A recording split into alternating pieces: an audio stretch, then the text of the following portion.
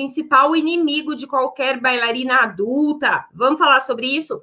Que é o nosso mindset, ou seja, a maneira como a gente pensa sobre as coisas, puxando isso para o balé, a maneira como a gente pensa sobre a nossa dança, como a gente pensa sobre o nosso desempenho, como a gente pensa sobre as coisas que não saem, os passos que não acontecem, sim? Isso pode ser um grande trunfo na mão da bailarina adulta, como pode ser também um grande inimigo mesmo, tá? Então, quando a gente traz isso para o balé, é a mesma coisa.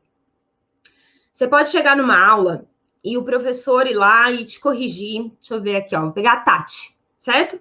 E ele fala assim, Tati, estica esse pé, estica esse joelho, encaixa esse bumbum, sim?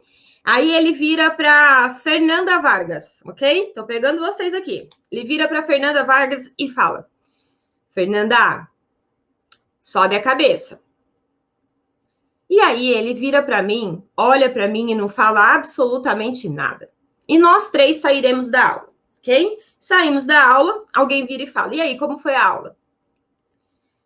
Pode ser que eu olhe e fale, para mim foi um cocô a aula.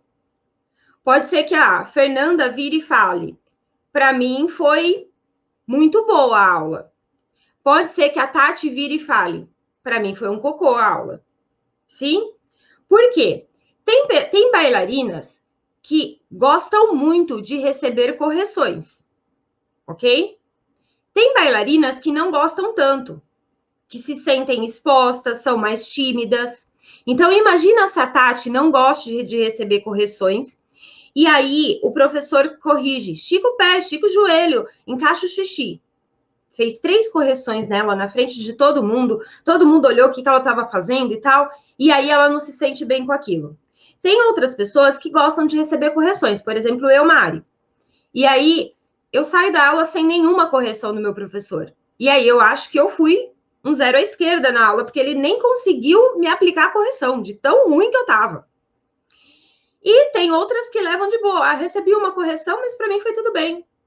Então, a maneira como a gente vê a correção que o nosso professor aplica na gente, isso está ligado ao nosso mindset, a maneira como a gente vê as coisas. Ah, o professor vai dar pirueta. Tem gente que ama fazer pirueta. Tem gente que ama fazer pirueta e consegue fazer pirueta. Tem gente que ama fazer pirueta e não consegue fazer pirueta. E mesmo assim ama. Por quê? Porque aquela pessoa tem um mindset ali de crescimento, que é, cara, quanto mais eu conseguir me expor àquilo que eu não consigo fazer, mais chance eu tenho de trabalhar aquilo. E a gente, muitas vezes dentro do balé, a gente foge das coisas que a gente não consegue fazer. É natural, né? A gente, como ser humano e tal, a gente tem esse instinto de fuga das coisas que nos machucam. Perceber que eu não consigo realizar um determinado passo, isso me machuca, isso me causa um pouco de frustração, isso me causa um pouco de baixa autoestima, ok?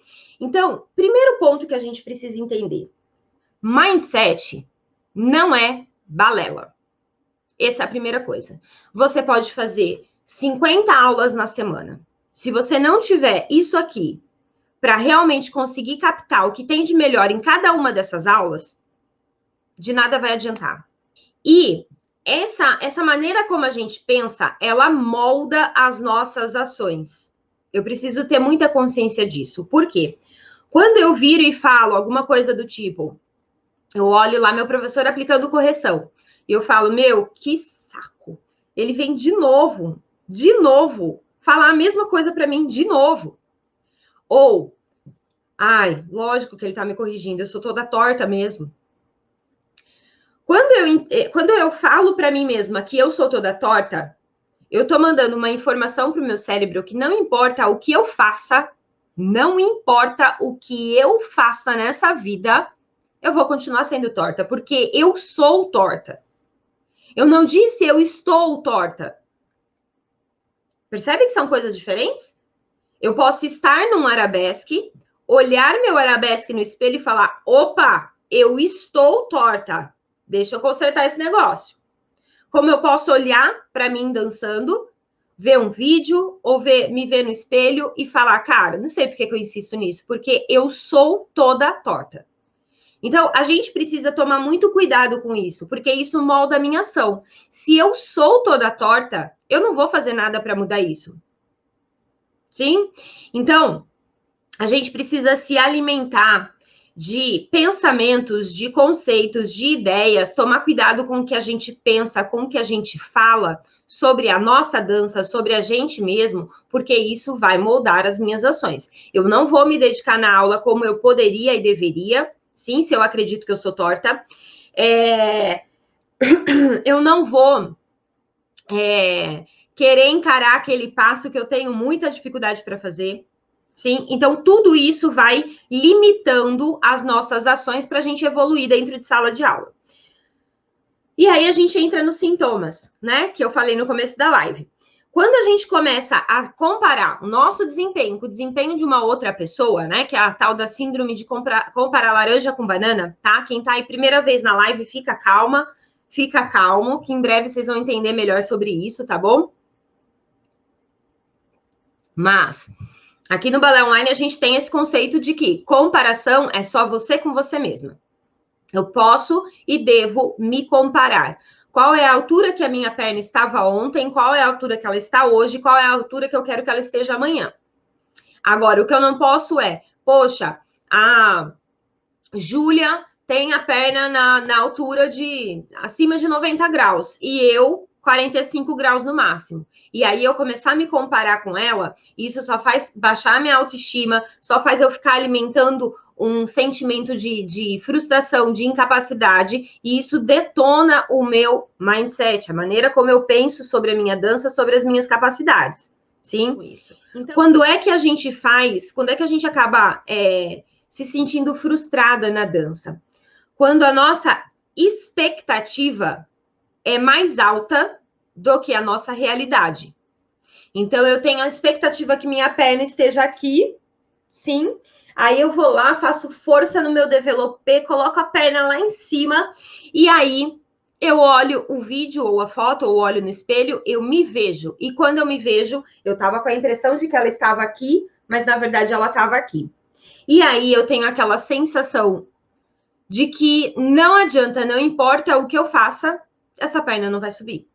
E aí, eu não lembro que ontem ela estava aqui, hoje ela está aqui, mas eu criei uma expectativa de que ela estava aqui. Na hora que eu olhei, ela está mais baixa, eu apago que foi uma conquista a altura dela. Então, a gente tem que moldar e tomar muito cuidado e cuidar com muito carinho do que a gente fala da gente mesmo e como a gente fala da gente mesmo. Sim. Qual é o problema? O problema é que a gente manda uma informação para o nosso cérebro. A maneira como a gente pensa molda a nossa ação, tá? E involuntariamente, o nosso cérebro entende que não importa quanto eu me dedique, eu não vou conseguir fazer ou ser determinada coisa que eu queira se eu tô me questionando o tempo todo. E aí, o nosso corpo não coloca a força necessária, não coloca o empenho necessário. Sim, a gente se sente cansada, a gente sente preguiça de fazer aula, a gente sente preguiça de fazer determinado treino. Isso vem simplesmente por um bloqueio daquilo. E na hora que meu professor vai explicar a pirueta, eu tô lá já assim, não, pirueta é um negócio que não adianta, não sai para mim, não, nossa, não consigo fazer. Você disse isso, você bloqueou o seu cérebro de prestar atenção de verdade, pegar os detalhes para executar aquele movimento. A sua vida pode se tornar muito mais fácil se você trabalhar o seu mindset. Isso se faz do dia para a noite? Não, não é do dia para a noite.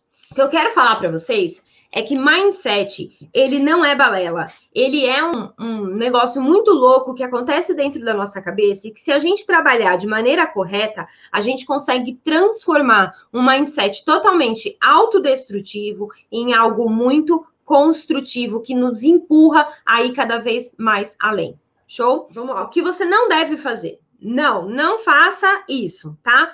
Não, vou começar a trabalhar meu mindset então. Qual que é o jeito errado de fazer o negócio? Vamos lá. É você acreditar que você tem limites estáticos. Todos nós temos limites, sim? Falando de balé agora, tá? Então, por exemplo, vamos supor que, deixa eu ver, o meu limite, tá, meu limite força, tá?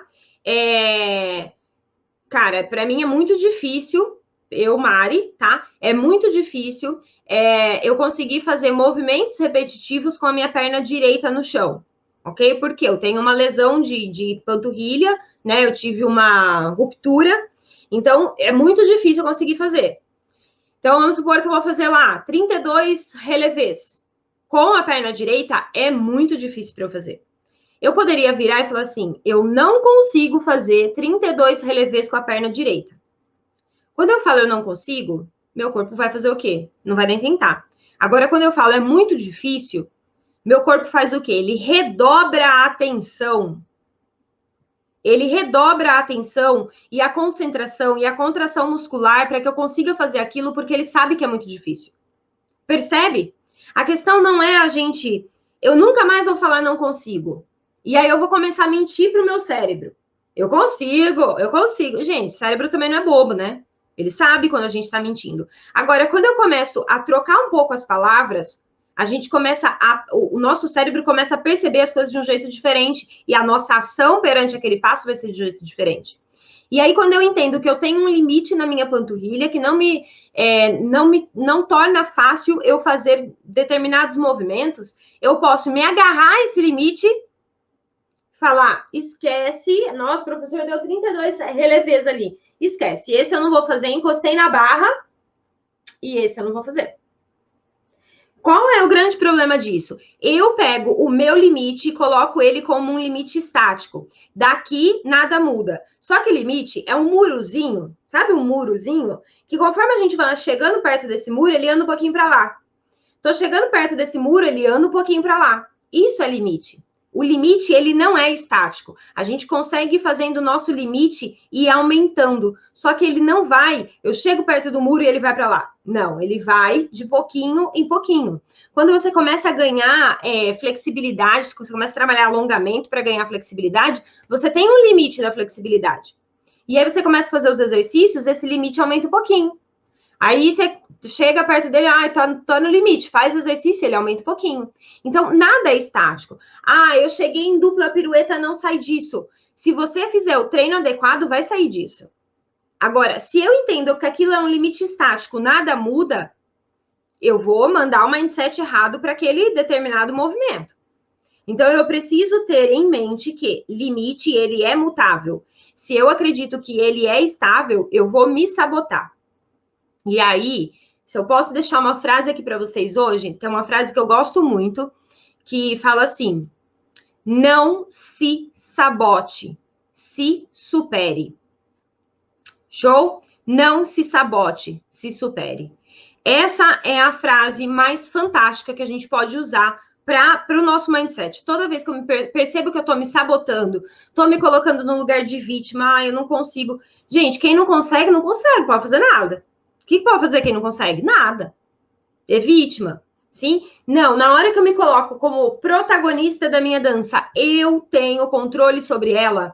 Cara, tá difícil demais para mim fazer pirueta, tá difícil demais para mim fazer fouetté, tá difícil demais para mim zerar a abertura. Eu vou fazer alguma coisa nesse sentido, algum treino específico para melhorar isso. E aí eu começo a trabalhar no mindset construtivo. Percebem? Faz sentido isso para vocês?